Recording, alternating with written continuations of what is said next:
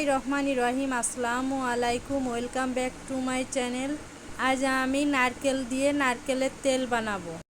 তো এখানে আমি দুইটা নারকেল নিয়ে কুড়িয়ে চিপড়ে দুধটাকে একটু বের করে নিয়েছি। এবার এই দুধটাকে কড়াইয়ের ভিতরে দিয়ে জাল করে টানিয়ে আমি দুধটাকে একটু কমিয়ে নিব।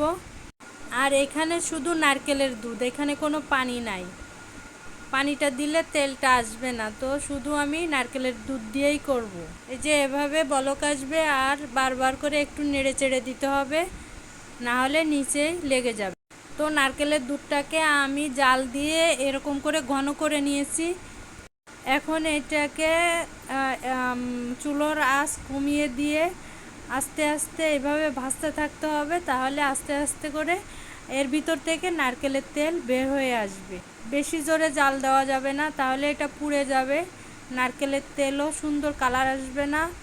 আর এভাবে আস্তে আস্তে ভাজলে তেলটাও যে বের হয়ে আসতেছে আর সুন্দর একটা ঘ্রাণ আসতেছে নারকেল তেলের।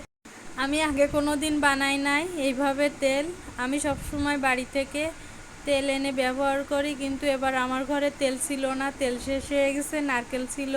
তো চিন্তা করলাম দেখি নারকেল দিয়ে তেল বের করা যায় কি না। আমি আমার শাশুড়িকে দেখি এইভাবেই নারকেল দিয়ে নারকেলের তেল বের করে।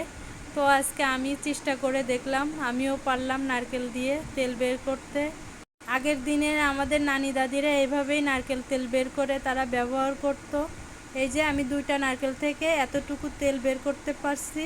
তেলটা 2-1 দিন রাখলেই আরও পরিষ্কার হয়ে যাবে। সবাই আমার চ্যানেলটি সাবস্ক্রাইব করে দেবেন, লাইক কমেন্ট শেয়ার করবেন। আল্লাহ হাফেজ।